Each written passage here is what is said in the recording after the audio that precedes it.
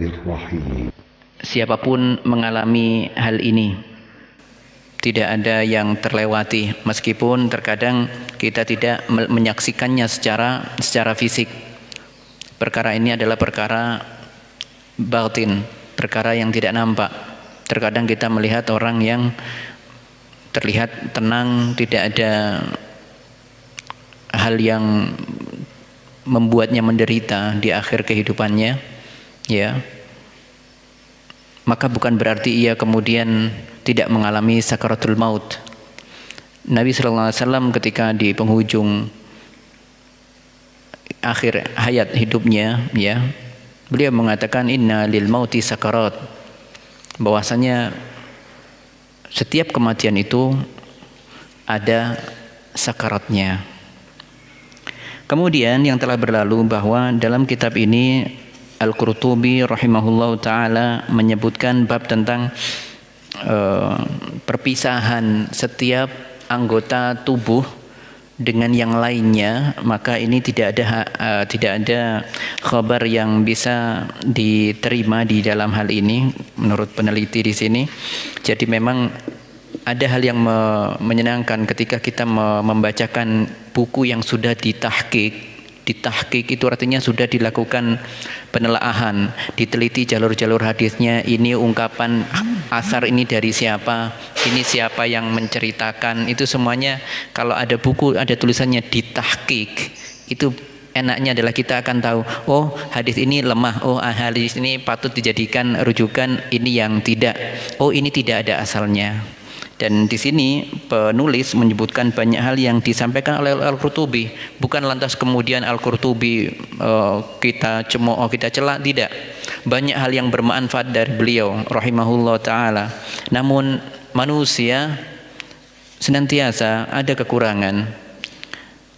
Ya, kullu bani adama khata'un. Setiap anak manusia itu tidak lepas dari kesalahan. Bahkan sekaliber Al-Imam Al-Qurtubi yang memiliki tafsir Al-Qurtubi, begitu banyak karya-karya beliau. Seperti contoh hal yang didhaifkan oleh peneliti di sini adalah ketika menyebutkan ada perkataan innal abda la yu'alaju karulbal maut wa sakaratil maut. Sesungguhnya seorang hamba itu pasti mengalami penderitaan di akhir kehidupan di dunia atau mengalami sakaratul maut, dan anggota-anggota tubuhnya mengucapkan salam satu dengan yang lainnya, assalamu alayka tafaraqni wa ufarikuka, kau melepaskanku dan aku melepaskanmu hingga kita bertemu di hari kiamat. Maka di sini disebutkan status dari hadis ini tidak bisa dijadikan rujukan. Itu yang pertama. Kemudian berkaitan dengan Musa, ya, ada diriwayatkan di sini beliau menulis, tetapi ini yang dhaif semua tetap saya sebutkan, tapi untuk memberitahukan bahwa ini tidak ada atau derajatnya tidak bisa dijadikan hujjah, bahkan disebutkan hadis maudhu', ya, yaitu diriwayatkan bahwasannya Musa, Nabi kita Musa alaihi salatu wassalam, ketika ruhnya sampai kepada Allah Subhanahu wa taala, bertemu dengan Allah Subhanahu wa taala, lalu Allah berkata kepada Musa, "Ya Musa, kaifa wajadtal maut?" Wahai Musa, ditanya oleh Allah, bagaimana kau merasakan kematian di dunia waktu itu? Maka Musa menjawab, wajadtu nafsi kal usfur al hayy. Saya mendapati diriku seperti layaknya seekor burung yang hidup, hina yulqa alal maqla. Dan saya merasa seperti burung yang saat itu saya digoreng, kemudian tapi saya masih hidup, kemudian saya bisa terbang lagi, la yamutu, tidak mati, fayastarih wala yanju fayatir, ya, maka dia terbang dalam kondisi rasanya penuh dengan luka bakar, kena habis digoreng tapi tidak mati-mati. Ini tentunya kisah Israiliyat yang ini disebutkan, maka tidak bisa kita jadikan ya hujjah atau alasan sandaran bagi kita. Kemudian ada hal yang disebutkan juga masih berkisar tentang hadis yang seperti hal serupa disebutkan di sini bahwa Nabi pernah mengatakan, walladzi nafsi biyadi, saya bersumpah, ya, la mu'ayanatu malakil maut, melihat malaikat maut, asyaddu min alfi dharbah, rasanya lebih menyakitkan, ya, daripada dihujam dengan pedang 1000 kali sayatan pedang bisaif.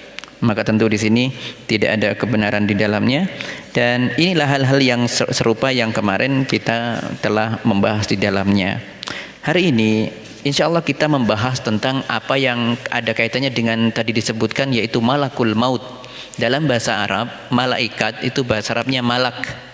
Malak itu satu, ya, malaikatnya satu. Kalau disebut malaikat berarti malaikatnya banyak, ya.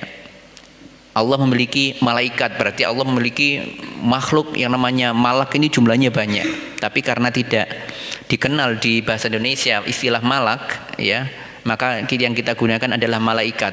Apakah itu untuk bentuk tunggal dan jamak. Tetapi asalnya dalam bahasa Arab, malak itu artinya malaikat, jumlahnya satu. Kita bicara tentang malakul maut. Di sini beliau mengingatkan dalam sebuah tulisannya kalimat yang bagus sekali berupa pengingatan at-tazkirah untuk kita semuanya. Ayyuhan nas, wahai sekalian manusia, qad ana lin naim, sudah saatnya engkau semuanya bangun dari tidurmu, an yastayqidha min naumihi, wa hana lil ghafil, dan inilah saatnya bagi kalian wahai manusia yang terperdaya, yang tertipu dengan gemerlapnya dunia, an yantabiha min ghaflatihi, hendaknya ia sudah mulai sadar dari keterperdayaannya itu, ketertipuannya oleh dunia itu, qabla hujumil maut, sebelum datang kematian kepada kalian, bimararati kuusihi, yang mana kematian itu membawa pahit, getir, dan penuh dengan penderitaan, wa qabla sukuni harakatihi, dan sebelum, ingatlah ini, sadarlah kalian semuanya, sebelum jasadmu tidak bisa lagi bergerak, wa khumudi anfasihi, dan nafas pun terhenti, wa rahlatihi ila qabrihi, lalu engkau semuanya diangkat, dijunjung ke kuburan engkau, wa maqamihi baina armasihi, dan engkau dimasukkan dalam liang lahat untuk kemudian ditaburi dengan tanah-tanah.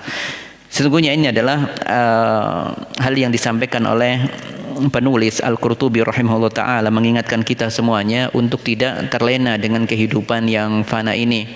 Semuanya ini akan datang silih berganti, semuanya akan ada masanya untuk kembali ke alam atau ke perut yang pertama, ya, kita kembali ke perut pertama kita. Pertama perut manusia itu adalah tanah, kemudian perut kedua yaitu dari rahim ibu. Nah, maka setiap manusia perlu hendaknya mempersiapkan diri untuk kembali menuju perutnya yang pertama. Di sini bahasan kita tentang malakul maut. Apa itu malakul maut? Yang kita kenal secara umum kita mengenal malaikat Israel. Namun di sini ada komentar malaikat Israel dalam beberapa penelitian, termasuk ditulis oleh Al-Aqil hafizahullah taala. Beliau menyebutkan istilah Israel tidak didapati di dalam hadis-hadis yang sahih. Maka sebutan yang lebih tepat itu adalah kita mengikuti apa yang disebutkan oleh nas Al-Quran, yaitu dengan istilah malakul maut, malaikat kematian bahasa kita, malakul maut. Jadi tidak dinamakan dengan Israel. Namun demikian memang beberapa ulama tetap menggunakan itu, seperti Ibnu Katsir menyebutkan dengan istilah Israel. Ya, ala kulli hal, yang kita sekarang pegang adalah kita beralih dari Israel ke malakul maut. Itu yang lebih aman dan mengikuti apa yang tertera di dalam Al-Quran. Berulang kali Al-Quran menyebutkan tentang malakul maut ini. Kita perlu mengenal siapa malakul maut itu. Di dalam sebuah ayat Allah berfirman, wa huwal qahiru fawqa ibadih, dialah Allah yang maha kuat, ya, di atas seluruh hamba-hambanya. Wa yursilu alaikum hafadhah, kemudian Allah mengirimkan kepada kalian malaikat-malaikat penjaga. Hatta idza jaa ahadukumul maut, sampai ajal kalian datang, tawaffathu rusuluna, lalu malaikat-malaikat kami menjemput kalian. Di sini katanya rusuluna, malaikat-malaikat kami, menunjukkan yang mencabut itu bukan satu jumlahnya, disebutkan jamak. Tetapi memang disebutkan dalam surat As-Sajdah yang sering dibaca di hari Jumat ya, biasanya di waktu subuh ya. Qul yatawaffakum malakul mautil ladzi wukila bikum tsumma ila rabbikum turja'un. Katakanlah ya, malaikat maut yang aku utus itu akan mencabut nyawa kalian, akan mematikan kalian semuanya ya, yang diutus oleh Allah Subhanahu wa taala, dan kepada Tuhanlah, kepada Allah lah kalian nanti dikembalikan. Jadi di sini satunya disebut banyak malaikat, sekarang kok hanya satu malaikat. Maka di sini perlu kita sebutkan istilah-istilah ya terkait dengan hal ini. Para ulama mendefinisikan tentang malakul maut ini hakikatnya satu, tetapi yang datang nanti diikuti oleh malaikat yang banyak. Itu pendapat yang pertama. Jadi malakul maut itu diperintah oleh Allah, kemudian yang datang nanti, yang datang untuk mencabut nyawa itu ya, mengiringi malakul maut itu ada para pembantunya. Setiap malaikat memiliki ada beberapa malaikat memiliki pembantunya. Seperti disebutkan dalam sebuah ayat ketika kita pada pekan yang lalu menyebutkan bagaimana orang yang zalim itu mereka didatangi oleh para malaikat ya, dan diberikan siksaan. Walau tara idz zalimuna fi ghamaratil maut, kalau saja kalian mengetahui bagaimana orang-orang yang zalim itu merasakan kepedihannya kematian. Kita bicara kemarin yang nabi-nabi palsu itu ya. Ini ayat ini ditujukan untuk mereka. Wal malaikatu basitu aydihim, dan para malaikat menjulurkan tangan mereka dan kemudian mengatakan akhriju anfusakum, keluarlah kalian, dengan suara yang membentak, suara yang tinggi sekali. Keluar kalian dengan penuh paksaan, keluar kalian dari jasad kalian. Itu yang dikatakan oleh malaikat azab di sini. Al yauma tujzauna adzabal hun, saat inilah hari pembalasan untuk kalian. Pada ayat yang lain disebutkan al malaikatu yadribuna wujuhahum wa adbarahum, para malaikat memukuli wajah-wajah mereka dan punggung-punggung mereka. Ini ditujukan untuk orang-orang kafir. Intinya yang pertama ada malaikat adab, jumlahnya tidak satu, disebutkan karena dengan identik dengan malaikat, jumlahnya banyak. Satu lagi yang datang nanti, kalau tidak malaikat adab berarti malaikat rahmat satunya ya. Seperti ketika Allah berfirman innalladzina qalu rabbuna tsumastaqamu ya, mereka mengatakan Allah lah Tuhan kami, tsumastaqamu, kemudian mereka konsisten beribadah, taat kepada Allah Subhanahu wa taala ya, beristiqamah. Tatanazzalu alaihimul malaikah, maka turunlah para malaikat kepadanya dan mengatakan kepada mereka alla takhafu wala tahzanu, janganlah kalian takut dan janganlah kalian bersedih. Wa absyiru bil jannah, dan bergembiralah dengan surga yang menanti kalian. Nah, maka di sini ada malaikat rahmat yang senantiasa memberikan kabar gembira bagi orang yang memiliki kualitas keimanan yang baik, yang memiliki ketakwaan. Maka ada dua bentuk atau dua jenis malaikat. Kemudian kita sebutkan dari hadis dari Azib bin Barra, innal abdal mu'min, sesungguhnya seorang hamba yang beriman, idza kana fi inqita'i minad dunya, ketika ia terlepas dari dunia dan pindah ke akhirat, nazala ilaihil malaikah, malaikat mendatangi kepadanya minas sama'i, dari langit, bidul wujuh, wajahnya cerah putih berseri, kana wujuhum kasyams ya, wajah mereka seperti matahari, ma'ahum kafan min akfanil jannah, nah ma'ahum kufun, dan mereka membawa kafan dari surga. Ini adalah malaikat rahmat yang datang. Adapun untuk orang kafir idza kana fin qita'in minad dunya, ketika di akhir ajalnya, nazala ilahi minas sama, ada malaikat yang datang kepadanya, ya, sudul wujuh, wajahnya hitam,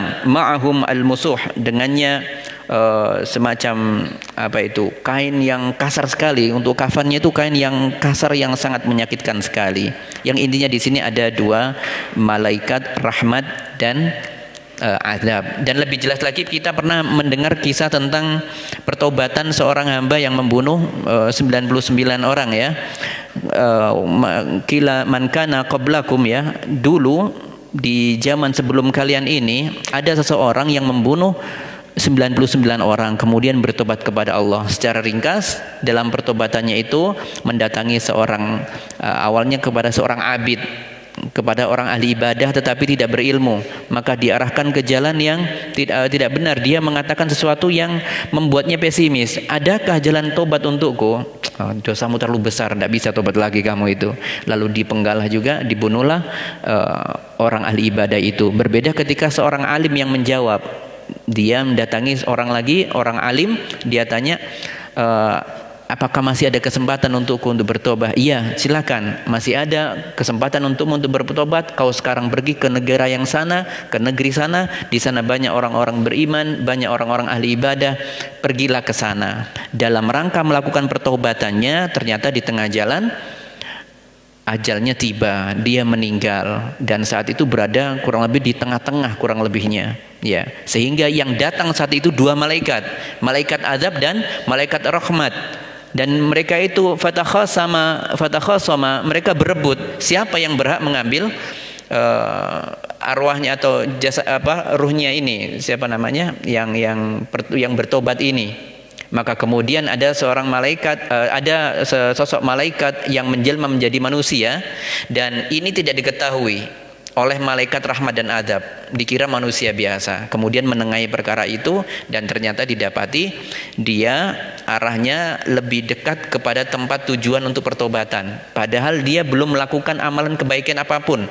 Yang ada amalannya baru di hati, dan kemudian dilakukan secara fisik dengan melakukan perjalanan, tetapi belum melakukan ibadah total, belum melakukan itu. Tetapi Allah menghendaki untuknya surga, maka diarahkan ke situ. Di situ kita mendapati yang berebut itu malaikat azab dan malaikat rahmat. Maka ada yang berpendapat sesungguhnya malaikat maut itu nanti ada dua sosok, yaitu antara azab dan rahmat yang datang. Kalau orangnya kafir, malaikat azab. Kalau jelas orangnya mukmin, beriman, bertakwa, yang datang yang mengambil langsung malaikat rahmat. Meski demikian, di situ disebutkan di hadis Azib bin Al-Barra itu disebutkan malaikat azab, malaikat rahmat tidak mau dipegang malaikat maut, rohnya sekejap sekejap saja, tidak mau. Artinya malaikat maut tetap ada. Intinya ada dua pendapat di situ. Ala kulli hal, malaikat maut ada di situ dan digambarkan seperti ini, dan tidak ada gambaran-gambaran lain seperti hal yang lainnya, seperti kisah-kisah yang aneh-aneh itu tidak ada. Tidak ada gambar sosok seperti misalnya di sini disebutkan oleh Al-Qurtubi, dia mengatakan memang di sini bahwasanya malaikat maut itu kepalanya ra'suhu fis sama, ada di langit sana, dan warijlahu fil ardi, dan kedua kakinya ada di bumi.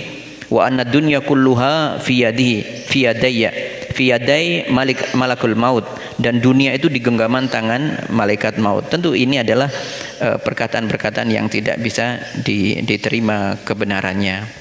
Maka di sini berkaitan dengan malakul maut, kita perlu mengimani adanya malakal maut yang diutus oleh Allah, dan nanti yang mendatangi bersamanya adalah malaikat rahmat dan malaikat azab. Sebagaimana kita wajib mengimani adanya malaikat dengan kepatuhan mereka yang totalitas kepada Allah, tidak pernah merasakan capek, yusabbihuna, ya, mereka senantiasa bertasbih pagi yang setiap waktu, tidak pernah merasakan capek, tidak pernah melanggar aturan Allah. Maka kita wajib mengimani keberadaan mereka, kita wajib mencintai mereka. Pun demikian juga kita harus mencintai sosok malakul maut. Malakul maut sesuatu seperti hal yang ini malakul maut kok dicintai? Iya, dia adalah hamba Allah, utusan Allah, pilihan Allah untuk mencabut nyawa makhluk-makhluk Allah. Tidak pernah menolak satupun, tidak pernah membangkang satupun. Tidak ada malaikat itu yang membangkang perintah dari Allah Subhanahu wa taala. Maka kita hendaknya mencintai para malaikat ini.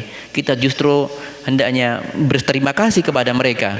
Mereka menjalankan perintah Allah sesuai dengan keinginan Allah, mengarahkan air hujan ke tempat yang Allah inginkan. Hanya pelaksana saja mereka ini, dan tidak pernah mengingkari dan mendustakan Allah Subhanahu wa taala.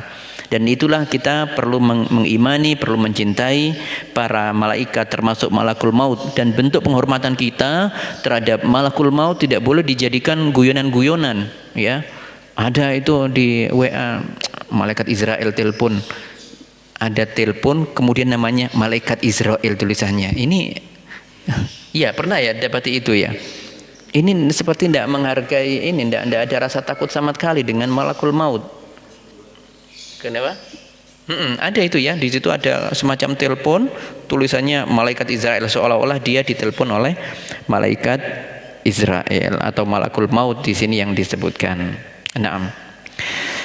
Jadi kita hal yang bisa kita ambil di sini adalah tentang malakul maut ini hanya sebatas itu. Kemudian saya membacakan apa yang ditampilkan berupa ungkapan-ungkapan atau hal yang ditulis oleh Al-Qurtubi. Satu tadi katanya jasad malakul maut itu kepalanya ada di langit, kedua kakinya ada di bumi. Ini yang pertama. Yang kedua yang juga masih hal serupa, ya tentunya tidak kita percayai hal ini, kita tidak terima, ya. Waqad balaghani wallahu a'lam, dan telah sampai kabar kepadaku. Jadi dia menyampaikan kabar sebenarnya di situ, tetapi tidak ada sanadnya dan dikomentari oleh peneliti. Ini semua yang ditulis ini tidak ada ujungnya kemana itu tidak ada ditelusuri. Nah, disebutkan di sini anna malakul maut yanzuru fi wajhi kulli adami salasami'ati nadratin wa sittatan wa sittina nadrah.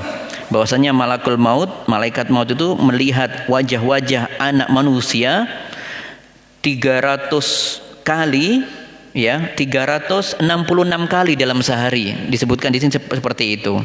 Namun di sini banyak komentar, termasuk dalam penulisan salah dalam bahasa Arabnya. Harusnya muannats, harusnya muzakkar disebut dengan muannats. Maka ini hal yang terlihat sekali ketidakbenarannya. Tetapi saya tetap perlu membacakan. Kemudian yang kedua, ada yang mengatakan dia mendengarkan kabar bahwa malakul maut itu juga melihat setiap rumah dari langit, ya, dari langit bumi. Setiap rumah itu dilihati satu persatu 600 kali.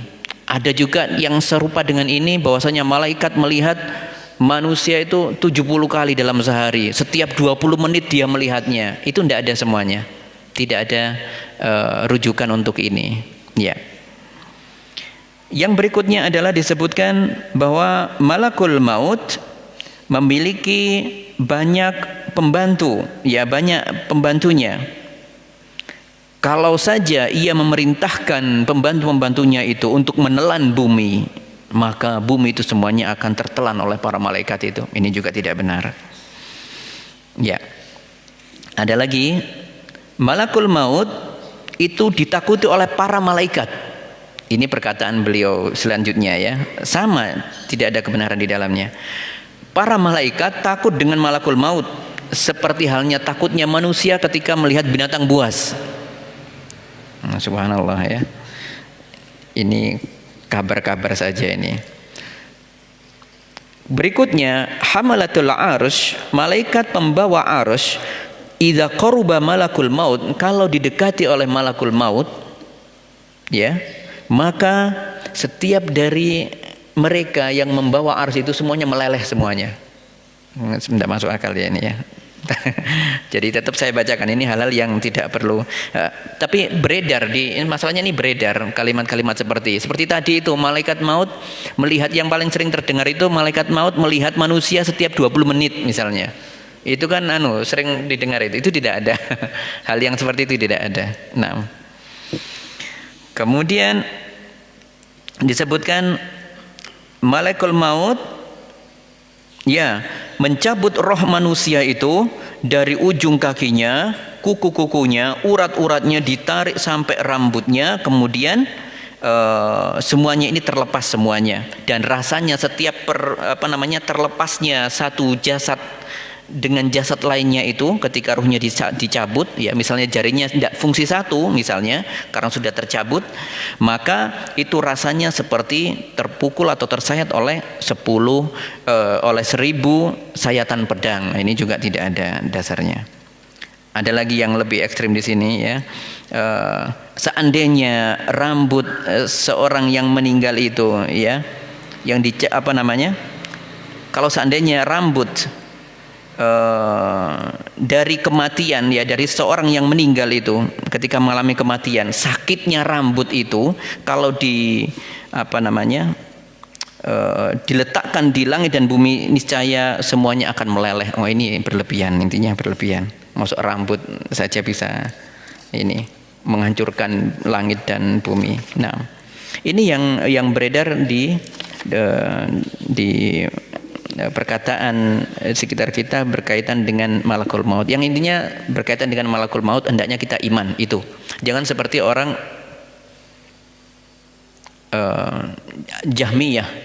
Golongan Jahmiyah itu tidak percaya dengan tugas malaikat. Mereka tidak mengimani dengan tugas-tugas malaikat. Maka itu hal yang tidak dibenarkan. Malaikat, apa yang diberitakan dalam nas-nas Al-Quran, di hadis, maka yang bisa dijadikan hujjah kita mengimaninya. Kemudian beliau mengatakan berikutnya,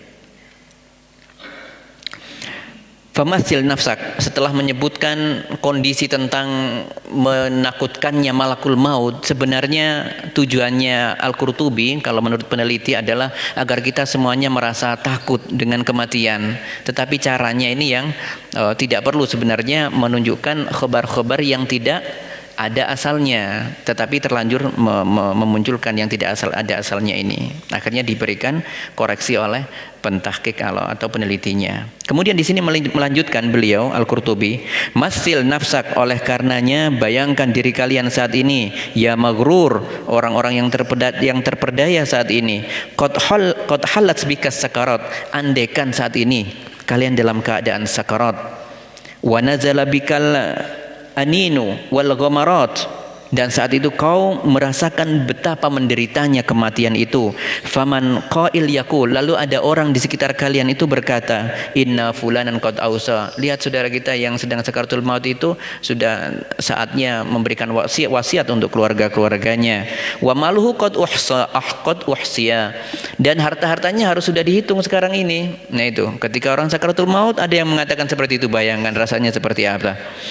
Waman qail, dan ada, bayangkan di sekitarmu itu ada juga yang mengatakan, inna fulanan, sesungguhnya jasad si fulan ini yang sakarat ini, sakula lisanuhu, sudah berat lisannya, fala ya'rifu jiranahu, dia sudah tidak mengenal lagi siapa tetangga yang ada di sebelahnya itu, wala yukallim ikhwanahu, dia pun tidak bisa bicara dengan saudara-saudara yang ada di sekitarnya. Wa ka'anni anzur ilaik, saya seolah-olah melihatmu saat itu, tasma'ul khitab, engkau mendengarkan orang-orang membicarakan tentang kamu, wahai orang yang sakaratul maut itu, yang sedang sakarat ini, wala tuqaddir ala raddil jawab, namun kau tidak mampu merespon mereka. Itu rasanya sangat menyakitkan sekali. Sedang kesakitan dengan dalam keadaan sakaratul maut, mengadukan hal ini dan itu, ingin ini dan itu, tetapi orang-orang mengabaikan seolah-olah tidak mendengarkannya.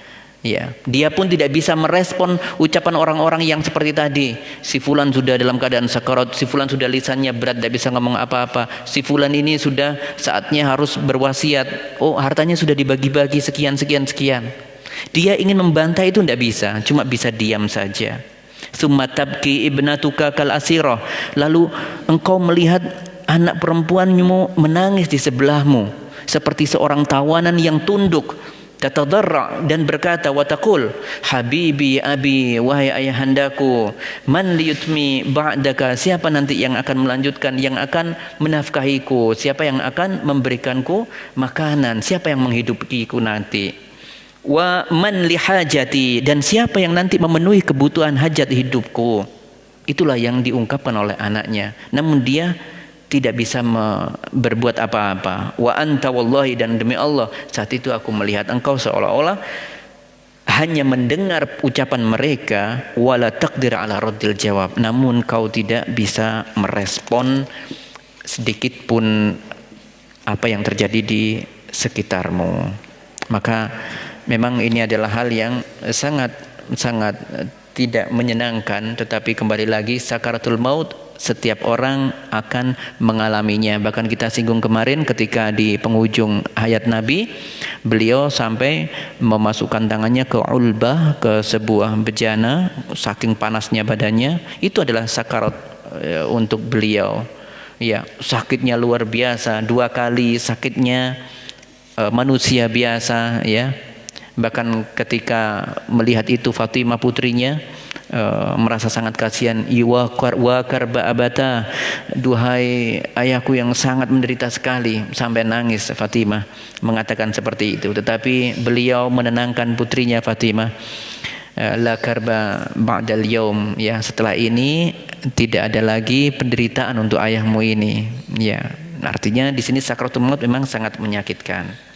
Setiap orang mengalami itu, dan beliau mengatakan innalil mauti sakarat, bahwasanya setiap kematian itu pasti ada penderitaannya, ya, pasti mengalami prosesi sakaratul maut. Dan sakaratul maut itu kita kembali katakan adalah sesuatu yang penuh dengan penderitaan, penuh dengan kepahitan. Setiap orang mengalaminya, setiap orang, meskipun ada yang terlihat. Nah, nanti ada bahasan sendiri kalau untuk syahid, beda ya. Kalau syahid itu rasanya seperti digigit semut saja.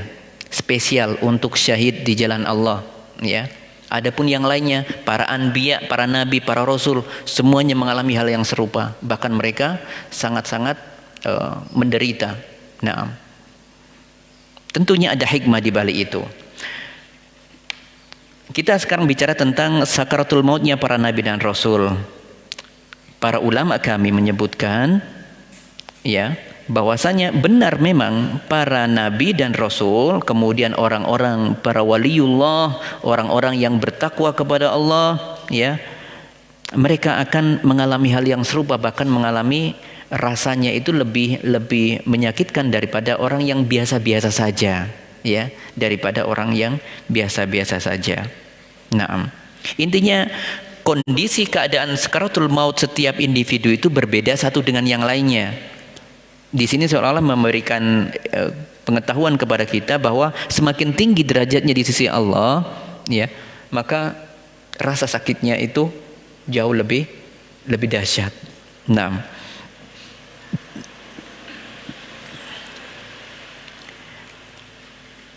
mereka mengatakan bahwa para nabi dan rasul itu mendapatkan penderitaan yang lebih daripada manusia pada umumnya ketika mengalami sakaratul maut. Itu ada 2 faedah.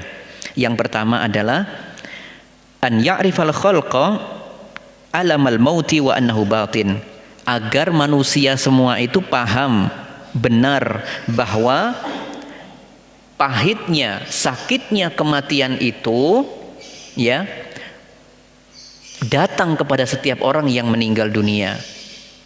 Semuanya tidak terkecuali.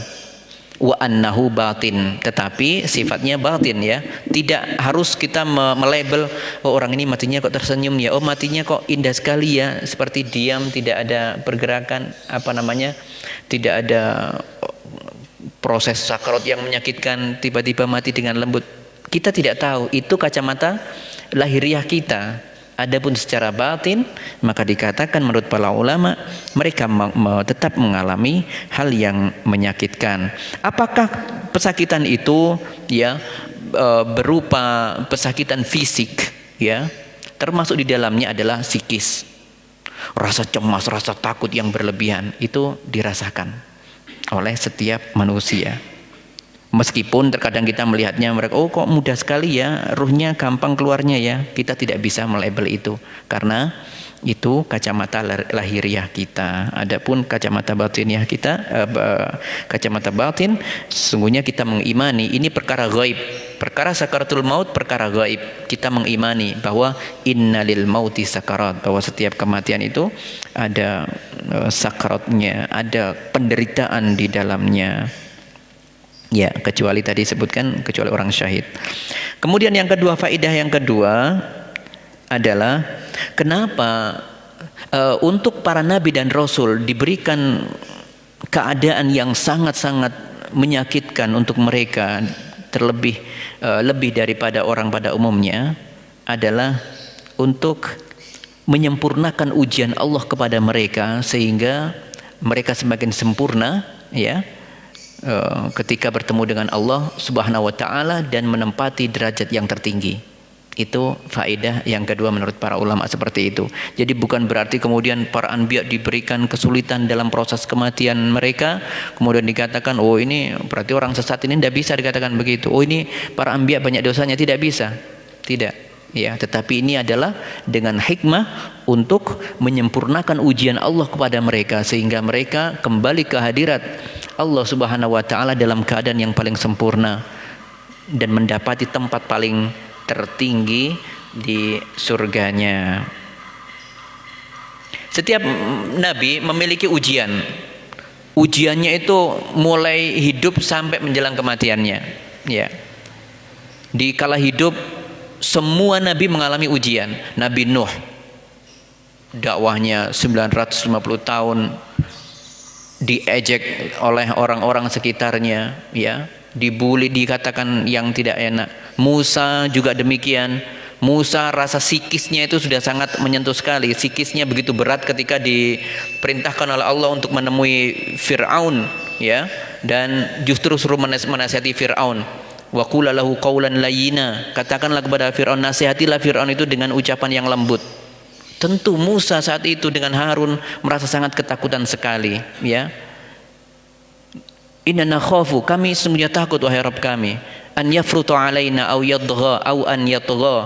Kami takut nanti kami disiksa oleh Firaun. Itu sekelas Nabi Musa dan Harun itu sudah ada kondisi psikisnya itu diuji oleh Allah Subhanahu wa taala. Nabi Musa, Nabi Isa, Nabi Muhammad apalagi berperang berapa kali perang itu Nabi Muhammad sallallahu alaihi wasallam, puluhan kali perang itu sangat-sangat banyak sekali dan pernah sampai terluka di anggota tubuhnya. Nah, berikutnya adalah tingkatan sakaratul maut. Azan dulu. Alhamdulillah rabbil alamin, wassalatu wassalamu ala nabiyil karim Muhammadin sallallahu alaihi wasallam wa ala alihi wa sahbihi ajmain. Kita lanjutkan sedikit lagi. Di sini kita bicara tentang tingkatan sakaratul maut. Yang intinya adalah bahwa ada perbedaan antara makhluk Allah. Ya. Jadi di sini Al-Qurtubi rahimahullah taala membedakan antara makhluk Allah itu ada 3 golongan, yaitu golongan hewani, artinya yang memiliki jasad fisik, daging, tulang, darah. Nah itu seperti hewan dan manusia. Nah, maka kalau manusia ini, ya, kematiannya memang sangat sakaratnya itu tidak pernah lepas dari namanya kesakitan, selalu mendapati sakaratnya. Adapun yang golongan kedua adalah dari golongan malaikat dan jin, ruhani, tapi malaikat dan jin secara umum. Malaikatnya umum, tidak malaikat tertentu, karena ada di antara malaikat itu yang pembesar-pembesarnya para malaikat. Jadi malaikat secara umum dan kemudian jin secara umum itu matinya di sini disebutkan menurut penulis di sini Al-Qurtubi mengatakan kondisi kematiannya itu layaknya seseorang yang bangun dari tidurnya. Ketika tidurnya itu merasa mimpi. Mimpi itu kan di alam ruh. Dia tidur, mimpi, di dalam mimpi itu mendapati mimpi yang buruk. Ya. itu biasanya rasa kecemasannya itu ada sampai bangunnya. Pernah dengar begitu ya? Jadi ketika mimpi buruk biasanya rasa cemas, rasa takutnya itu sampai bangun itu terasa. Nah itu golongannya malaikat katanya begitu menurut ini, golongan kedua. Adapun yang ketiga, maka tidak ada yang sanggup membayangkannya kata beliau. Seperti golongan malaikat yang terpilih, karena bagaimanapun di antara malaikat itu ada yang menjadi malaikat-malaikat pilihan dari Allah Subhanahu wa taala. Naam. Dan ini dari ini tadi bahwa untuk terkait dengan malaikat itu adalah makhluk yang mulia, makhluk yang diteladani karena mereka itu senantiasa beribadah kepada Allah Subhanahu wa taala wala yastahsirun, dan mereka tidak merasakan capek, tidak ada rasa letih malaikat itu. Yusabbihuna al-laila wan nahara la yaftarun. Bertasbih setiap malam, siang, dan mereka pun tiada henti-hentinya berucap tasbih, berzikir tasbih kepada Allah Subhanahu wa taala. Baik, jadi di sini kita membicarakan tentang kondisi kematian dari tiga golongan ini, semuanya ternyata dibedakan. Adapun manusia, pada intinya manusia itu mengalami kepedihan, selalu mengalami kepedihan dan penderitaan. Ya. Dan di sini beliau mengambil kisah dari Harun ar-Rasyid. Harun ar-Rasyid, ya, seorang pemimpin, ya, khalifah di zaman Abbasiyah, ya. Dia memerintah kurang lebih 20 tahunan. Dia usianya sangat muda meninggalnya. Kejayaan Islam ada di tangan Harun ar-Rasyid salah satunya. Namun Allah berkehendak berbeda. Harun ar-Rasyid diberikan usia yang sangat pendek, usia 40 tahun, 40 sekian tahun, 42 atau 43 tahun beliau meninggal. Nah, di akhir penghujung hidupnya, ya, ketika mengejar pemberontak di perjalanan, beliau itu mendapati dirinya sakit, ya, dirinya sakit, dan sakitnya semakin parah dan semakin parah. Kemudian ia mendatangkan seorang dokter dari Persia, dokternya itu. Kemudian ia mengatakan kepada Harun ar-Rasyid, ya, coba siapkan air senimu, ya, aku akan menelitinya. Dan kemudian sang dokter itu meneliti, mengumpulkan air seni dari orang-orang yang sehat di sekitarnya. Kemudian setelah diteliti air seni dari Harun ar-Rasyid dan orang-orang yang masih sehat, itu ternyata didapati kesimpulannya dari dokter itu, Harun ar-Rasyid ini sudah tidak bisa lagi ditolong. Dia hendaknya sudah bersiap-siap menghadapi kematian. Maka saat itu ketika mendengar hal itu, ia pun terperanjak, langsung putus asa. Ia putus asa, semacam kaget, ya, semacam shock dengan hal itu. Lalu ia mengatakan, dokter saja tidak mampu menyembuhkan penyakitku, dan dokter itu pun ia nanti suatu saat nanti juga tidak bisa sembuh dari penyakit yang biasa dia mengobati penyakitnya untuk orang lain. Subhanallah. Jadi kemudian dia akhirnya wafat rahimahullahu taala. Itulah dari beliau mengambil cerita Harun ar-Rasyid ini untuk pelajaran bagi kita, bahwasanya kematian itu memang datang tidak disangka-sangka. Dalam usia yang muda, usia ketika masa gemilang keemasan, ternyata beliau menghadapi sakaratul maut. Nah, saya rasa kita cukupkan sampai di sini untuk bab kita hari ini. Insyaallah cukup untuk malam ini. Mungkin ada yang mau menyampaikan sesuatu? Tidak ada. Baik, kita tutup pertemuan ini dengan kafaratul majlis. Subhanakallahumma bihamdika asyhadu an la ilaha illa anta astaghfiruka wa atubu ilaik. Assalamualaikum warahmatullahi wabarakatuh.